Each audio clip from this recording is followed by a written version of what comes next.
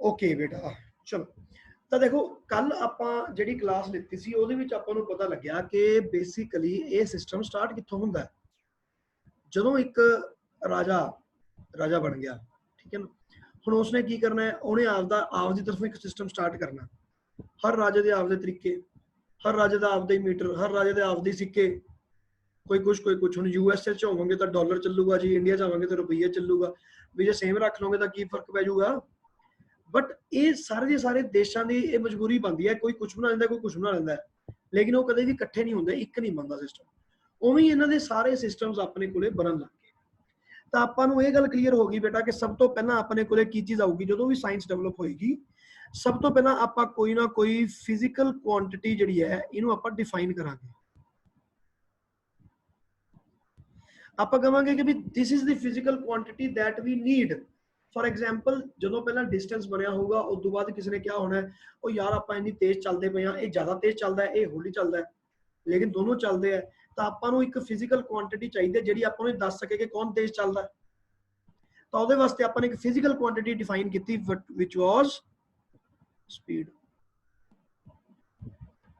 जिमें जिमें आपको लोड़ पई हुण जिमें आप दुध तोलना सीगा तो कोई कहता कि आप किलो दुध लैके आना भी इन्ना दुध मैं इन्ने रुपए का दूंगा इन्ना दुध मैं इन्ने रुपए का दूंगा तो ਉਹਦੇ ਵਾਸਤੇ ਆਪਾਂ ਨੂੰ ਕੁਝ ਕੁਆਂਟੀਟੀ ਬਣਾਉਣੀ ਪਏਗੀ ਨਾ ਹੁਣ ਜਿਵੇਂ ਤੁਸੀਂ ਕਿਲੋ ਦਾ ਤੁਸੀਂ ਯੂਨਿਟ ਬਣਿਆ ਹੋਇਆ ਜਿਹਦੇ ਕਰਕੇ ਕਨਫਿਊਜ਼ਨ ਹੁੰਦਾ ਤੁਸੀਂ ਇੱਕ ਗੱਲ ਸੋਚ ਕੇ ਦੇਖੋ ਮੰਨ ਲਓ ਤੁਸੀਂ ਗਊਸ਼ਾਲਾ ਗਏ ਉੱਥੇ ਜਾ ਕੇ ਤੁਸੀਂ ਕਿਹਾ ਕਿ ਯਾਰ ਮੈਨੇ ਚਾਰਾ ਪਾਉਣਾ ਹੈ ਤੁਸੀਂ ਕਹੋਗੇ ਮੈਂ 10 ਰੁਪਏ ਦੀ ਮੈਨੂੰ ਆ ਦੇ ਦੇ ਮੈਂ ਚਾਰਾ ਪਾਉਣਾ ਹੈ ਤਾਂ ਅਗਲਿਆਂ ਨੇ ਇੱਕ 10 ਰੁਪਏ ਦੀ ਇੱਕ ਬੋਰੀ ਰੱਖੀ ਹੋਈ ਹੈ ਵੀ ਆਹ ਵਾਲੀ ਬੋਰੀ ਦੇ ਵਿੱਚ ਮੈਂ 10 ਰੁਪਏ ਦੀ ਜੇ ਤੁਸੀਂ ਮੈਨੂੰ 10 ਰੁਪਏ ਦੋਗੇ ਤਾਂ ਉਹਦੇ ਵਿੱਚ ਉਹਨਾਂ ਚਾਰਾ ਮੈਂ ਭਰ ਕੇ ਦੂੰਗਾ ਉਹ ਕਿੰਨੇ ਕਿਲੋ ਹੈ ਸਾਨੂੰ ਨਹੀਂ ਪਤਾ ना तेनू पता ना मैनू पता किसी होर गऊशाला जाएगा उत्थे 10 रुपए की हो सकता है कि वड्डी दिंदा होवे बोरी किसी होर गऊशाला जावांगे उत्थे 10 रुपए की छोटी गऊशाला वो भी हो सकता है बोरी हो सकती मतलब जी बोरी का साइज है एक जिवें मर्जी होवे रुपये 10 ही लगणगे ओहदा कोई स्टैंडर्ड तो है नहीं इसी तरह आपां नूं कोई भी चीज़ जो आपने बनाउणी है आपां नूं उहनूं स्टैंडर्डाइज करना पैंदा है तो स्टैंडर्डाइज करने वास्ते सब तो पहला आपां एक फिजिकल क्वांटिटी बनाई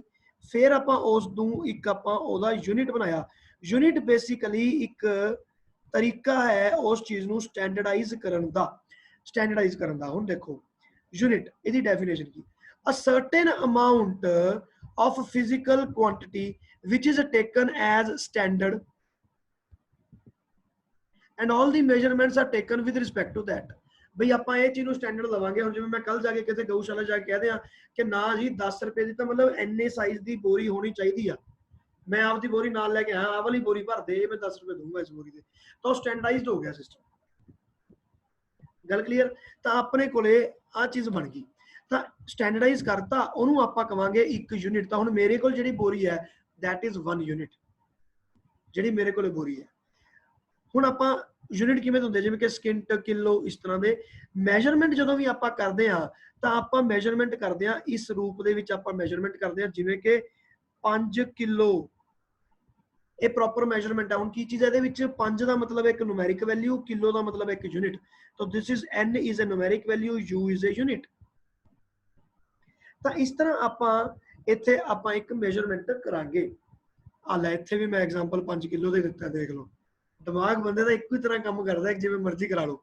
ਮੈਨੇ ਦੇਖਿਆ ਨਹੀਂ ਸੀ ਐਨੀਵੇਜ਼ ਹੁਣ ਜਦੋਂ ਆਪਾਂ ਇਹਨੂੰ ਚੇਂਜ ਕਰਾਂਗੇ ਨਾ ਕਿਸੇ ਯੂਨਿਟ 'ਚ ਤੁਸੀਂ ਦੇਖੋ ਇਹ 5000 ਗ੍ਰਾਮ ਬਣ ਗਿਆ ਤਾਂ ਕੁਆਂਟੀਟੀਜ਼ ਦੇ ਵਾਸਤੇ ਆ ਫਾਰਮੂਲਾ ਯੂਜ਼ ਹੁੰਦਾ ਹੈ ਇਹ ਆਪਾਂ ਅੱਗੇ ਡਿਟੇਲ 'ਚ ਦੇਖਾਂਗੇ ਇੱਥੇ ਤਾਂ ਸਿਰਫ ਐਗਜ਼ਾਮਪਲ ਵਾਸਤੇ ਦੇ ਰਹੇ ਹਾਂ ਬਈ n1 u1 n2 u2 kilo ਵੱਡਾ ਹੁੰਦਾ ਕਿ ਗ੍ਰਾਮ ਵੱਡਾ ਹੁੰਦਾ ਕਿਲੋ ਵੱਡਾ ਹੁੰਦਾ ਜੇ ਕਿਲੋ ਵੱਡਾ ਹੈ ਤਾਂ ਇਹਦੀ ਆ ਵੈਲਿਊ ਛੋਟੀ ਹੈ ਜੇ ਗ੍ਰਾਮ ਛੋਟਾ ਹੈ ਤਾਂ ਇਹਦੀ ਵੈਲਿਊ ਵੱਡੀ ਹੋਗੀ 5 ਤੋਂ 5000 ਹੋ ਗਈ ਸੋਚਿਆ ਜਾਵੇ ਤਾਂ 5 ਸੀਗੀ ਹੁਣ ਕਿੰਨੀ ਹੋ ਗਈ 5000 ਪਹਿਲਾਂ ਕਿੰਨਾ ਸੀ ਕਿਲੋ ਤੇ ਹੁਣ ਕਿੰਨਾ ਹੈ ਗ੍ਰਾਮ ਤਾਂ ਯੂਨਿਟ ਛੋਟਾ ਤਾਂ ਉਹ ਜ਼ਿਆਦਾ ਵਾਰ ਆਊਗਾ ਜੇ ਵੱਡਾ ਤਾਂ ਵੱਡਾ ਹੁਣ ਤੁਸੀਂ ਪਤੰਗ ਉਡਾਉਂਦੇ ਹੋ ਆਪਾਂ ਜਾ ਕੇ ਪੁੱਛਾਂਗੇ ਜੀ ਆ ਚਰਖੀ ਕੇ ਡੋਰ ਕਿੰਨੀ ਹੈ ਇਹਦੇ ਵਿੱਚ ਤਾਂ ਉਹ ਬੰਦਾ ਕਹੂਗਾ ਜੀ 2000 ਕਿੱਥੇ ਤਾਂ 2000 ਤੇ ਕਿੱਥੇ ਮੈਂ ਕਹਾਂ ਜੀ ਮੈਨੂੰ ਤਾਂ ਗਿੱਠਾਂ 'ਚ ਦੱਸ ਦੇ ਉਹ ਗਿੱਠ ਦਾ ਪਤਾ ਹੀ ਨਹੀਂ ਕਿੰਨੀਆਂ ਹੋਣਗੀਆਂ ਉਹ ਕਹੂਗਾ ਯਾਰ ਇਹ ਤਾਂ 5000 ਗਿੱਠ ਤਾਂ ਜੇ ਗਿੱਠ ਲਾਓਗੇ ਤਾਂ 5000 ਹੋ ਜੂਗੀ ਜੇ ਹਜ਼ਾਰਾਂ ਲਾਓਗੇ ਤਾਂ 2 ਹੀ ਮਿਲਣਗੇ ਡੋਰ ਹੁੰਦੀ ਹੈ ਚਲੋ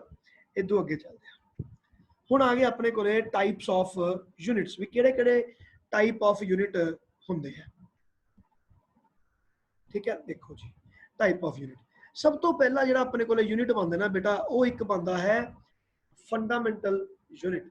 फंडामेंटल यूनिट, फंडामेंटल यूनिट का मतलब है these are the units of 7 fundamental quantities. हुण मैं तैनूं कल 7 फंडामेंटल क्वांटिटीज दसिया सी किहड़ियां-किहड़ियां हुंदियां ने, वो फंडामेंटल मतलब उन्हां दे बेसिस ते आपां बाकी जिहड़े यूनिट्स है उन्हां नूं डराइव करांगे। जिवें कि एक हो गया मीटर ते एक हो गया सेकंड, बट जे मैं गल करां स्पीड दी ਤਾਂ ਇਹਦਾ ਯੂਨਿਟ ਕੀ ਬਣੂਗਾ ਮੀਟਰ ਪਰ ਸੈਕਿੰਡ। ਕੱਲ ਕੋਈ ਤੁਸੀਂ ਨਵਾਂ ਯੂਨਿਟ ਨਹੀਂ ਬਣਾ ਕੇ ਲਿਆ ਸਕਦੇ ਕਿ ਵੀ ਮੈਂ ਸਪੀਡ ਦੇ ਵਾਸਤੇ ਇੱਕ ਨਵਾਂ ਯੂਨਿਟ ਬਣਾ ਲਿਆ ਨਾ, ਸਪੀਡ ਦੇ ਵਾਸਤੇ ਮੀਟਰ ਪਰ ਸੈਕਿੰਡ ਆਊਗਾ। ਤਾਂ ਮਤਲਬ the unit of speed is derived from the units of fundamental quantities। ਤਾਂ ਹੁਣ ਆਪਣੇ ਕੋਲੇ ਇਹ ਆ ਗਿਆ derived units। all the other units for other physical quantities they can be derived by using above 7 fundamental units। ਆਹ fundamental units ਨੂੰ ਆਪਾਂ ਨੇ ਯੂਜ਼ ਕਰਨਾ ਹੈ ਡਰਾਈਵ, ਉਹਦੇ ਵਾਸਤੇ ਆਪਾਂ ਯੂਨਿਟ ਬਣਾਵਾਂਗੇ ਉਹਨੂੰ ਕਹਾਂਗੇ ਡਰਾਈਵਡ। ਤਾਂ ਆਹ ਜਿਹੜਾ ਯੂਨਿਟ ਬਣ ਗਿਆ ਇਹ ਕੀ ਬਣ ਗਿਆ ਮੇਰੇ ਕੋਲੇ ਡਰਾਈਵਡ ਯੂਨਿਟ। ਇਹ ਬਣ ਗਿਆ ਆਪਣੇ ਕੋਲੇ ਫੰਡਾਮੈਂਟਲ ਯੂਨਿਟ, ਇਹ ਬਣ ਗਿਆ ਆਪਣੇ ਕੋਲ ਡਰਾਈਵਡ ਯੂਨਿਟ। ਜਿਵੇਂ ਕਿ ਵੋਲਿਊਮ, ਵੋਲਿਊਮ ਨੂੰ ਆਪਾਂ ਮੀਟਰ ਕਿਊਬ ਲਿਖਾਂਗੇ। ਜਿਵੇਂ ਕਿ ਏਰੀਆ, ਏਰੀਆ ਨੂੰ ਆਪਾਂ ਮੀਟਰ ਸਕੁਅਰ ਲਿਖਾਂਗੇ। You can't have a new unit for these physical quantities. ਹੁਣ ਮੈਂ ਤੁਹਾਨੂੰ ਕਿਹਾ ਕਿ ਪਹਿਲਾਂ ਆਪਾਂ ਨਵੀਂ ਫਿਜ਼ੀਕਲ ਕੁਆਂਟੀਟੀ ਬਣਾਵਾਂਗੇ, ठीक है। जिवें कि मैं वही कहा गऊशाला जाके आप कहने जी असं ये पाना चारा पाना, तो वो वास्ते आप एक नवा यूनिट बनाइए लेटस जिवें कि 1 बोरी 2 बोरीज। तो जो यूनिट बन गया उन्होंने आप किलो च लै सकते हैं, तो किलो च लै लो। आप कोई नवा यूनिट क्यों क्रिएट करो भाई, आप एवं आपदे आप दुखी करांगे। इस करके फंडामेंटल यूनिट च ही काम कर लो। तो आप कहांगे यार तू ऐ कर इन्ने किलो जे तूरी दिना चारा तो साढ़े 10 रुपये, इन्ने किलो दिना तो 20 रुपये, वो अकॉर्डिंग अपनी स्टैंडर्डाइजेशन होगी। So there are now 2 type of units, one is fundamental, another is derived। I hope this is clear। इदू अगे चलते हैं। हुण आ गए अपने कोले सप्लीमेंटरी यूनिट्स। सप्लीमेंटरी यूनिट्स की होंदे हैं, इदू पहला आपां एक होर करदे हां पुੱਤ। एक यूनिट्स होर होंदे हैं नंबर 4, वो मैं इहदे विच PDF च ऐड कर दूंगा आफ्टर सम टाइम। 4 ए होंदे अपने कोले कंपोजिट यूनिट्स। ये तुसी नोट कर लो आपकी कॉपी च। कंपोजिट यूनिट्स, कंपोजिट यूनिट्स किहड़े हुंदे हैं? ये यूनिट हुंदे हैं जिहड़े these are some units which are created to respect some scientists। जिवें कि मैं गल करा न्यूटन, तो फोर्स का जिहड़ा यूनिट है, फोर्स का यूनिट की होना चाहिए? जे मैं डराइव्ड यूनिट की गल करूंगा तो फोर्स का यूनिट होना चाहिए आ kg मीटर पर सेकंड स्क्वायर। ये फोर्स का यूनिट है बेटा, ठीक है। F is equal to M into a होंदा ना, तुहानू फार्मूला पता होना 10वीं चों आ गया। लेकिन आपां की करदे, आपां कहने यार हर बार kg मीटर पर सेकंड स्क्वायर लिख कौन लिखूगा एडा वड्डा, इनू ऐ करो इनू लिख दो न्यूटन। तो इनू आपां आ चीज ना लिख के न्यूटन लिख दिया करांगे कैपिटल N। इहदे नाल की होऊगा अपने साइंटिस्ट्स दी वैल्यू हुई, इज्जत वधी, ठीक है। उन्होंने क्रेडिट मिलिया कि यार फोर्स के बारे सारा काम न्यूटन ने किया। दूसरी चीज आपां नूं इन्ना वड्डा यूनिट लिखण दी लोड़ नहीं, अपना न्यूटन लिखण दे नाल ही सर्च गया। तीसरी चीज जदों भी आपां इस यूनिट नूं क्रिएट करांगे लिखांगे तो it will always be denoted by capital letter. बाकी सारे हुण तुसीं देखो किलो के छोटा, जी छोटा, मीटर एस, ये सारे छोटे है। लेकिन जदों आई गल न्यूटन दी, न्यूटन वड्डा, जाउल जे वड्डा, ठीक है। होर अपने को यूनिट्स बनते जिवें कि वाट W वड्डा। तो जिहड़े अपने साइंटिस्टां दे नाम ने उन्हां नूं आपां हमेशा वड्डे दे विच आपां करके रखदे हां। क्यों भी आपां उन्हां दी रिस्पैक्ट करनी है, इस करके। तो ये चीज़ अपने कोले बन गई। हुण आपां इह तों अगे चलदे हां। तो ये कंपोजिट यूनिट बेटा ये लिख लेना तुसीं, ये PDF च है नहीं, मैं ऐड कर दूंगा बाद चों। हुण तुसीं देखो now we are moving to the next part। हुण आ गया अपने कोले some prefixes। ਤਾਂ ਇਹ ਪ੍ਰੀਫਿਕਸਸ ਦਾ ਮਤਲਬ ਕੀ ਹੁੰਦਾ ਹੈ ਬੇਟੋ? ਪ੍ਰੀਫਿਕਸ ਮਤਲਬ ਜਿਹੜੇ ਅੱਗੇ ਲੱਗਣ ਕਿਸੇ ਯੂਨਿਟ ਦੇ। ਜਿਵੇਂ ਮੰਨ ਲਓ ਆਪਣਾ ਐਕਚੁਅਲ ਚ ਯੂਨਿਟ ਤਾਂ ਸੀਗਾ ਗ੍ਰਾਮ, ਲੇਕਿਨ ਆਪਾਂ ਇਹਦੇ ਅੱਗੇ ਲਗਾਤਾ ਕਿਲੋ। ਜਿਵੇਂ ਆਪਣੇ ਅੱਜ ਕੱਲ ਮੋਬਾਈਲ ਆਉਂਦੇ ਨੇ, ਆਪਾਂ ਕਹਿੰਦੇ ਕਿ ਮੋਬਾਈਲ ਦੀ ਮੈਮਰੀ ਕਿੰਨੀ ਹੈ, ਤੁਸੀਂ ਕਹਿੰਦੇ ਜੀ 128 GB, ਠੀਕ ਹੈ ਨਾ, 64 GB। ਉਹ ਕੀ ਚੀਜ਼ ਹੈ? ਹੁਣ ਦੇਖੋ ਆਪਣੇ ਕੋਲੇ ਆ ਗਿਆ ਬਾਈਟ, फिर बन जाता है किलोबाइट, फिर बन जाता है मैगाबाइट, है ना, फिर बन जाता है गीगाबाइट। फिर तुम चले गए हार्ड डिस्क बाहर लैन, तुम कहा यार मैंने तो तगड़ी जी हार्ड डिस्क दे दे सब तो वड्डी, वो कहंदा लै टेराबाइट। तो ये टेराबाइट बन गया। तो बेसिकली कॉमन की चीज है बाइट। अपने अगे ये जो अगे लगी जाते ना किलो मैगा गीगा ते टेरा, वो आ लिखे हुए देख, kilo mega tera giga. So these are the things which are used. इनू आपां आए दे यूज करके ते आपां की करदे आ, अपने वड्डियां वड्डियां चीज़ां बनाउण लग जंदे आ कि हजे तां 1 किलो सीगा, हजे तां अपने कोल 1 ग्राम सीगा, हुण अपने कोल 1000 ग्राम हो गया, तो उन्होंने कहता है 1 kg।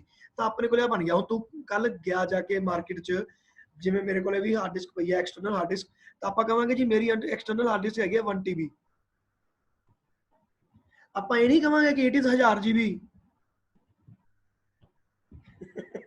आप ये नहीं कहते 1000 GB। तुम मार्केट च गए, कोई कहे कि जी 2000 GB, ना जी ना, 2 TB। इस तरह बनता है। तो ये अपने को होंगे है प्रीफिक्सेस। तो ये किहड़े-किहड़े प्रीफिक्सेस है, हुण आपां इहनूं डिटेल च पढ़ांगे। देखो पहला आ गया डेका, 10⁻⁴ इहनूं आपां कहने डेका।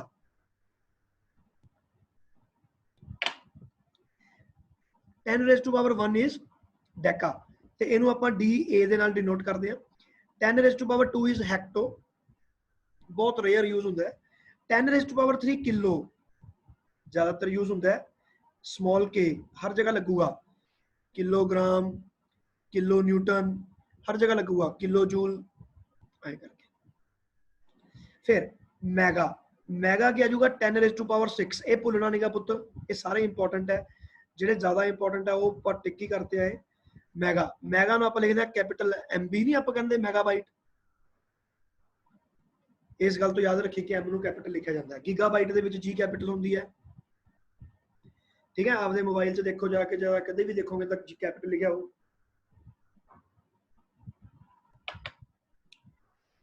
फिर आ गया अपने को गीगाबाइट, कैपिटल G।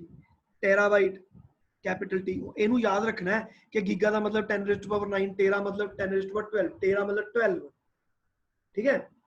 ते पेटा का मतलब की हो गया 15, 15 पेटा। ये सारे बने होंगे ग्रीक लैटर से, अपनी सारे लैंग्वेजेस। ये बन गया अपने को कैपिटल P लिखांगे। तो हम जो टेराबाइट आई चुकी, हो सकता है कि हम इस बाद पेटाबाइट आ जाए, किनू पता, ठीक है ना। चलो फिर आप चलते हैं 10⁻18, इनू आप कहते हैं एग्जा। तो ये वास्ते आप लिखते हैं capital E, just for the sake of knowledge. बहुत रेयरली यूज होने वाली चीज़ां ने।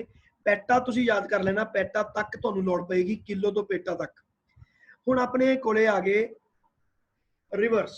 रिवर्स मतलब भाई घटने भी तो चाहिए है, सेंटीमीटर मिलीमीटर ये भी तो होंगे है। तो अपने को सब तो पहला आ गया डेसी, इत्थे आ गया अपने को सेंटी। सेंटी का मतलब है 10⁻⁻²। हुण जिवें मान लो सेंटीमीटर, ਇਹਦਾ की मतलब है 10⁻⁻² मीटर। सेंटीमीटर की आ जाऊगा 10⁻⁻² मीटर। गल क्लीयर होगी। तो आ गया 10⁻⁻² मीटर। हुण तुसीं इदों अगे देखो, हुण मिलीमीटर ये भी आपां नूं पता है, ये स्मॉल एम नाल दिंदे आ, ये स्मॉल सेंटीमीटर। ऑब्वियसली मिलीमीटर किवें करांगे आपां 1 मिलीमीटर, इनू आपां की करते हैं 10 सेंटीमीटर कहने हैं, या तुसीं कह लो कि 1 मीटर डिवाइडेड बाय 1000। फिर आ गया अपने को माइक्रो, वेरी वेरी इंपॉर्टेंट, इनू कहते हैं म्यू। म्यू कहते हैं म्यू, ठीक है। फिर आ गया नैनो, अगेन वेरी इंपॉर्टेंट। फिर पिको, पिको का मतलब है 10⁻⁻12। कोई पिको करवाउण नहीं जाना सूट बाहर, ठीक है, ये वाला पिको नहीं है। फिर 10⁻⁻15 इज फेम्टो, और you can call it fermi. Femto या fermi, this is very important. Femto fermi, fermi बहुत बार आता है अपने को ना, अगेन एंड अगेन यूज होता है। एक्चुअली ये यूज होते हैं जिवें कि अपने न्यूक्लियस का रेडियस कितना है, न्यूक्लियस का रेडियस फर्मी मीटर के विच आता है।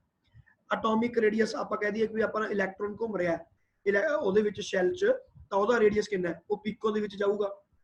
तो इस तरह ਦੀਆਂ ਚੀਜ਼ਾਂ ਆਪਾਂ ਨੂੰ एटॉमिक ਲੈਵਲ ਤੇ ਕੰਮ ਆਉਂਦੀਆਂ ਨੇ। ਤੇ 10⁻18 इज आटो, बहुत रेयरली यूज होना, just for the sake of knowledge कर सकते हो।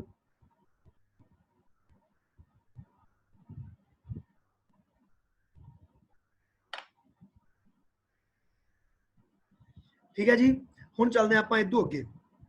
हुण देखो, हुण अपने कोले एग्जाम्पल दिते होए आ, एग्जाम्पल मैं दिता तुहानूं एक बहुत काम का एग्जाम्पल है, जिवें मान लो फैरड, फैरड एक यूनिट हुंदा है कैपेसिटेंस दा, वो आपां अगे 12वीं च पढ़ांगे। इहदे वास्ते अपने कोले माइक्रो फैरड यूज हुंदा है, आ वाला फैरड कदे भी यूज नहीं हुंदा, आपां हमेशा माइक्रो फैरड यूज करिए। जिवें कि kilo rather than the gram we use kilo. चलो बेटा कोई डाउट? हाँ भाई, लिसनिंग? Yes sir. चलो मैनू रिस्पॉन्स दिंदा रहा कर, वो तो पता नहीं लगता कि whether you are listening or not, कुछ गल बन रही है कि नहीं बन रही। ऑनलाइन सिस्टम ਦੇ ਵਿੱਚ ਕੀ ਹੈ ਨਾ, ਬਹੁਤ ਜ਼ਿਆਦਾ ਪ੍ਰੋਬਲਮ ਹੁੰਦੀ ਹੈ, ਦਿਖਦਾ ਨਹੀਂਗਾ ਇਸ ਕਰਕੇ। ਚਲੋ ਹੁਣ ਦੇਖਦੇ ਹਾਂ ਆਪਾਂ ਰੂਲਸ ਆਫ ਯੂਨਿਟ। ਜਿਹੜੇ ਆਪਣੇ ਰੂਲਸ ਆ ਉਹ ਕੀ ਹੈ? ਸਭ ਤੋਂ ਪਹਿਲਾਂ ਤਾਂ ਸਾਰੇ ਯੂਨਿਟਸ ਆਪਾਂ ਸਮਾਲ ਲੈਟਰਸ ਦੇ ਵਿੱਚ ਲਿਖਣੇ ਆ। ਇਹ ਗਲਤੀਆਂ ਨਹੀਂ ਕਰਨੀਆਂ, ਛੋਟੀਆਂ ਛੋਟੀਆਂ ਚੀਜ਼ਾਂ ਹੁੰਦੀਆਂ, ਇਹਨਾਂ ਦੇ ਨੰਬਰ ਨਹੀਂ ਕੱਟਦੇ, ਲੇਕਿਨ ਇਹਨਾਂ ਨਾਲ ਇੰਪ੍ਰੈਸ਼ਨ ਪੈਂਦਾ ਕਿ ਤੁਹਾਨੂੰ ਪਤਾ ਨਹੀਂ ਕਿਵੇਂ ਲਿਖਣਾ।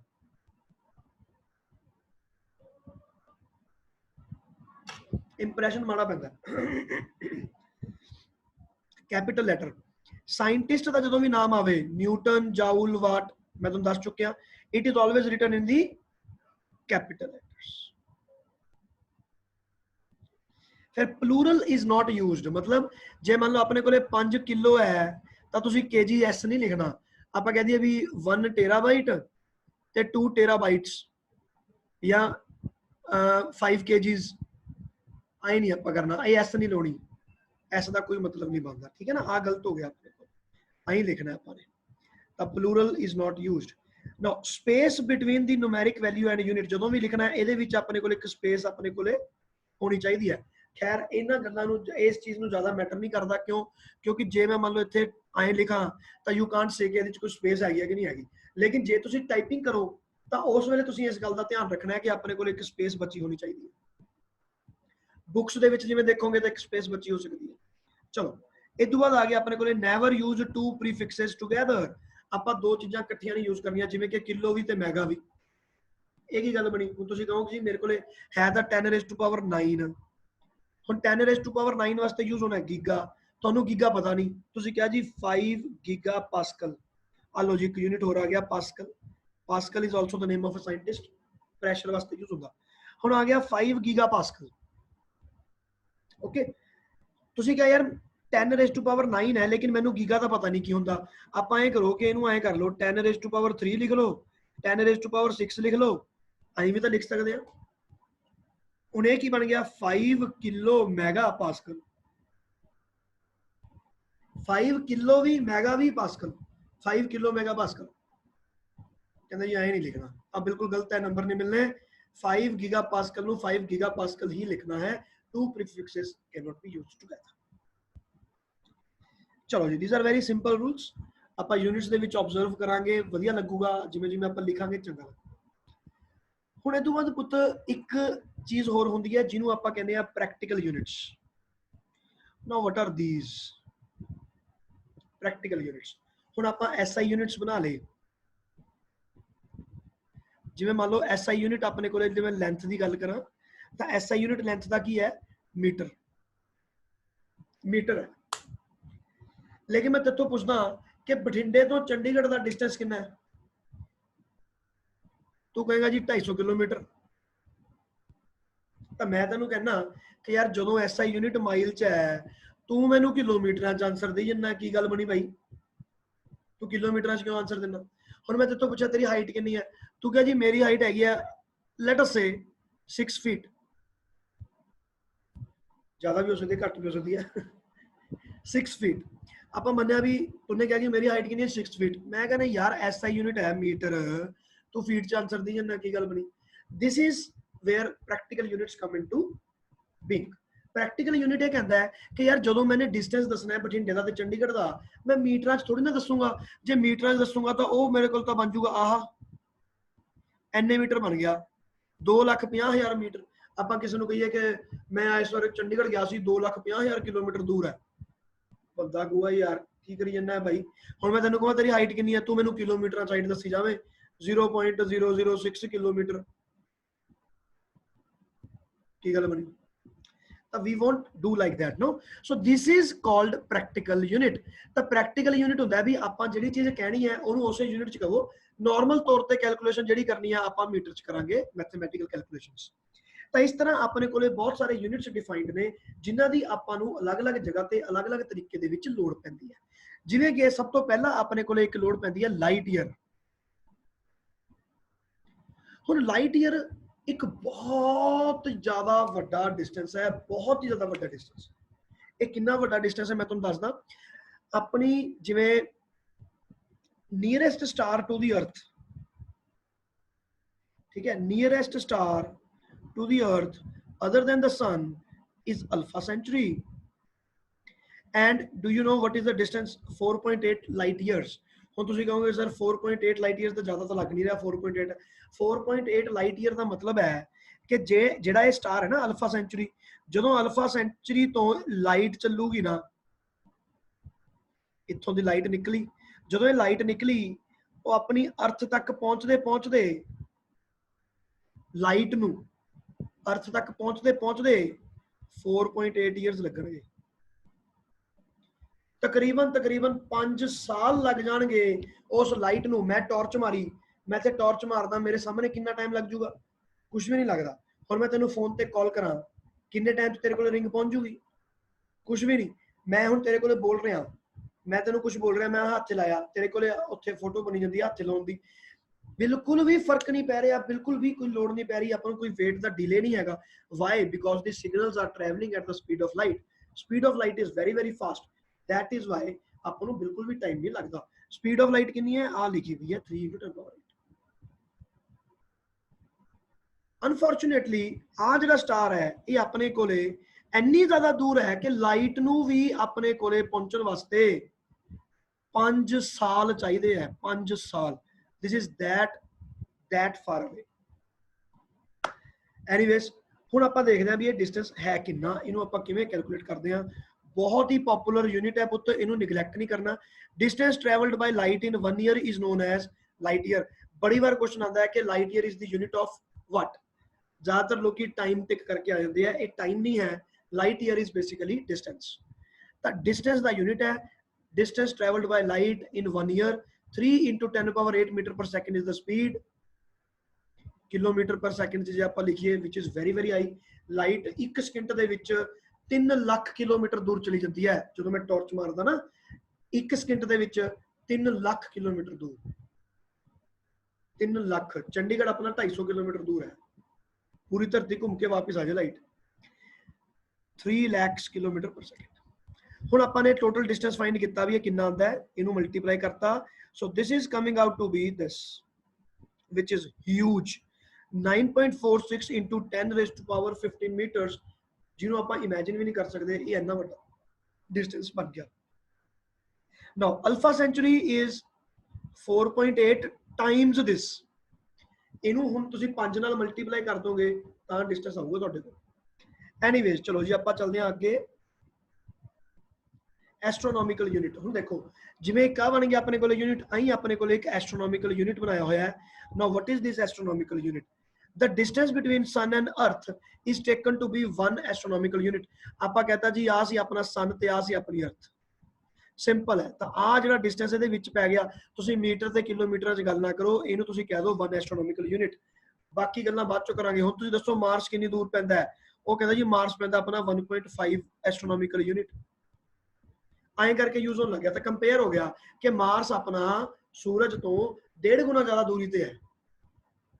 ਕੰਪੈਰੀਜ਼ਨ ਕ੍ਰੀਏਟ ਹੋ ਗਿਆ and we have created is this. ਤਾਂ ਆਪਣੇ ਕੋਲ ਇਹ ਬਣ ਗਿਆ 1 astronomical unit is equal to 1.5 × 10⁻11 metres.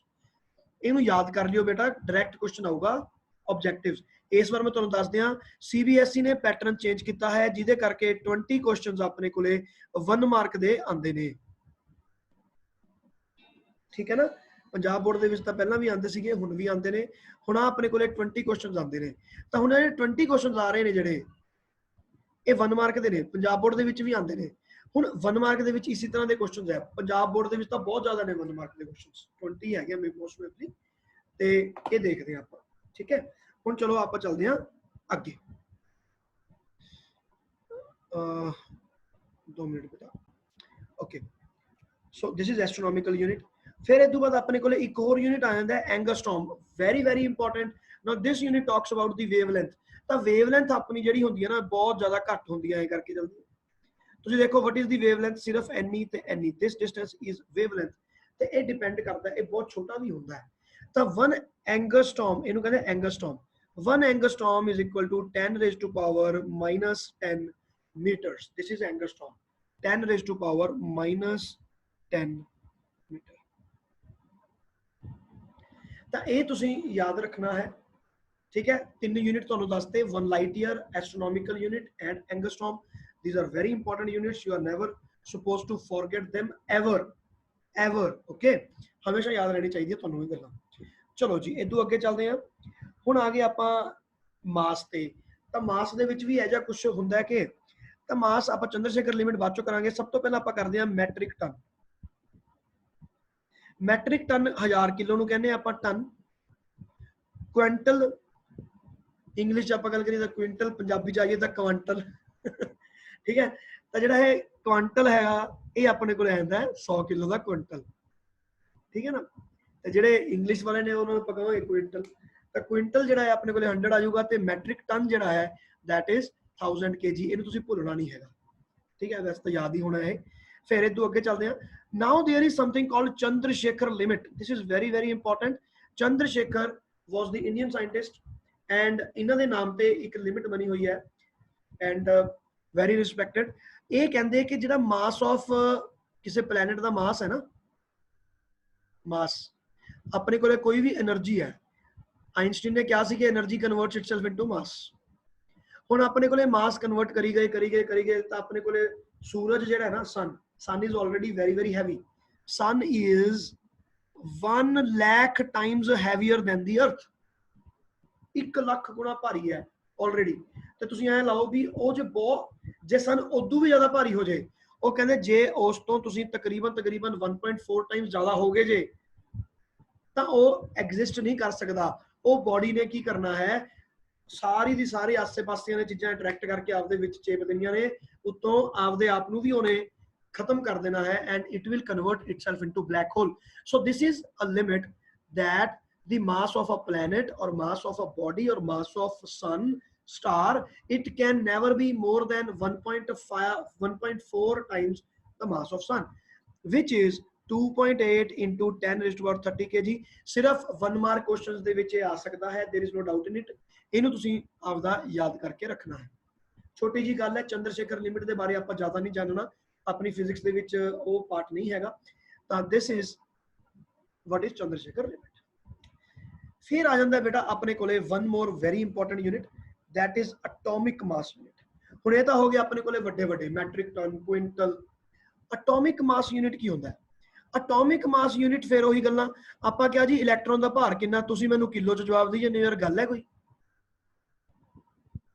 जे मैं तैनूं कहां कि तूं आपदा भार टनां च दस दे ते मैनूं क्विंटलां च दस दे तां की मतलब होया तूं आपदा भार टनां च थोड़ी दसेगा तूं कहेगा जी मेरा भार तां किलो च है सरिये का ट्रक है जो आप क्विंटल चलावांगे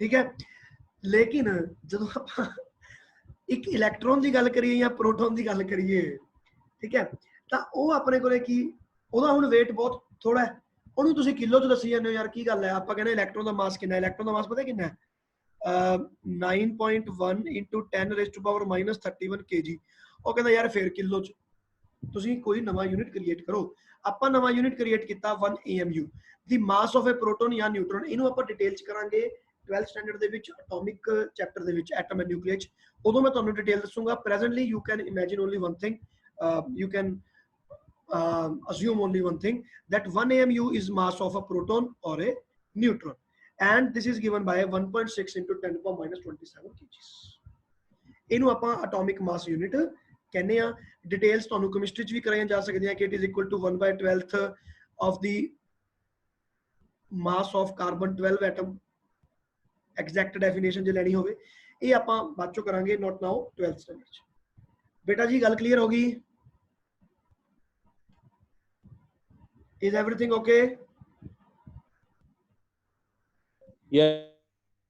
ਚਲੋ ਇਦੋਂ ਬਾਅਦ ਆ ਜਾਓ ਟਾਈਮ ਤੇ। This will be the last part for today. ਹੁਣ ਆਪਣੇ ਕੋਲੇ ਟਾਈਮ ਆਪਾਂ ਦੇਖਦੇ ਹਾਂ ਵੀ ਟਾਈਮ ਦੇ ਕੀ ਹੈ ਜੇ ਯੂਨਿਟਸ ਬਣਦੇ ਆ ਪ੍ਰੈਕਟੀਕਲ ਯੂਨਿਟ। ਤਾਂ ਟਾਈਮ ਦਾ ਪ੍ਰੈਕਟੀਕਲ ਯੂਨਿਟ ਆਪਣੇ ਕੋਲੇ ਪਹਿਲਾ ਬਣਦਾ ਈਅਰ। ਬੇਟਾ ਇੱਕ ਗੱਲ ਨੂੰ ਹਮੇਸ਼ਾ ਯਾਦ ਰੱਖੋ, ਟਾਈਮ ਬੇਸਿਕਲੀ ਨਾ ਇਹਦਾ ਕੋਈ ਰੱਬ ਦੀ ਤਰਫੋਂ ਯੂਨਿਟ ਨਹੀਂ ਬਣਿਆ ਹੋਇਆ ਨਾ, ਆਪਾਂ ਨੂੰ ਯੂਨਿਟ ਬਣਾਉਣਾ ਪੈਂਦਾ ਹੈ। 1 ਈਅਰ ਆਪਾਂ ਨੇ ਆਪਦੀ ਤਰਫੋਂ ਡਿਫਾਈਨ ਕੀਤਾ, ਸੈਕਿੰਡਸ ਆਪਾਂ ਆਪਦੀ ਤਰਫੋਂ ਡਿਫਾਈਨ ਕੀਤਾ, ਘੰਟਾ ਆਪਾਂ ਆਪਦੀ ਤਰਫੋਂ ਡਿਫਾਈਨ ਕੀਤਾ। ਤੁਹਾਨੂੰ ਕਿਹਨੇ ਕਿਹਾ ਹੈ ਕਿ 1 day is equal to 24 hours? ਮੇਰੀ ਮਰਜ਼ੀ, ਮੈਂ ਕੁਝ ਮਰਜ਼ੀ ਲਵਾਂ, ਮੈਂ ਇੱਥੇ 50 ਘੰਟਿਆਂ 'ਚ ਡਿਵਾਈਡ ਕਰ ਦੂੰਗਾ, ਮੇਰੀ ਸੂਈ, ਮੈਨੂੰ ਕੀ ਪ੍ਰੋਬਲਮ ਹੈ ਭਾਈ? ਕਹਾਣੀ ਤਾਂ ਉੱਥੇ ਆ ਜਾਊਗੀ, ਟਾਈਮ ਤਾਂ ਇੰਨਾ ਹੀ ਹੈ, ਉਹਨੂੰ ਜਿਵੇਂ ਮਰਜ਼ੀ ਡਿਵਾਈਡ ਕਰ ਲਓ। ਇਸ ਕਰਕੇ ਧਿਆਨ 'ਚ ਰੱਖਣਾ ਕਿ ਟਾਈਮ ਦਾ ਕੋਈ ਵੀ ਨਾ ਐਬਸੋਲੂਟ ਯੂਨਿਟ ਨਹੀਂ ਹੁੰਦਾ, ਇਹ ਸਾਰੇ ਰਿਲੇਟਿਵ ਯੂਨਿਟ ਹੈ, ਆਪਾਂ ਆਪਦੀ ਤਰਫੋਂ ਕ੍ਰੀਏਟ ਕੀਤੇ ਹੋਏ ਯੂਨਿਟ ਨੇ। ਈਅਰ ਆ ਗਿਆ, ਈਅਰ ਦਾ ਕੀ ਮਤਲਬ ਹੈ? The time taken by earth to ਰਿਵੋਲਵ around ਦੀ ਸਨ। ਆ ਸੀਗਾ ਆਪਣਾ ਸਨ। ਹੁਣ ਇੱਥੇ ਆਪਣੇ ਕੋਲੇ ਸੀਗੀ ਅਰਥ, ਤਾਂ ਅਰਥ ਆਪਣੇ ਕੋਲੇ ਐਂ ਘੁੰਮ ਕੇ ਤੇ ਵਾਪਸ ਇੱਥੇ ਪਹੁੰਚ ਜੇ ਉਸੇ ਲੋਕੇਸ਼ਨ ਤੇ ਸੇਮ ਟੂ ਸੇਮ, ਉਹਨੂੰ ਆਪਾਂ ਕਹਿੰਦੇ ਆ 1 ਈਅਰ। ਇਹ ਟੋਟਲ ਟਾਈਮ ਪੀਰੀਅਡ ਆ ਗਿਆ 1 year. Now 1 year is equal to, ਤੁਸੀਂ ਦੇਖ ਸਕਦੇ ਹੋ 365 days 0.25।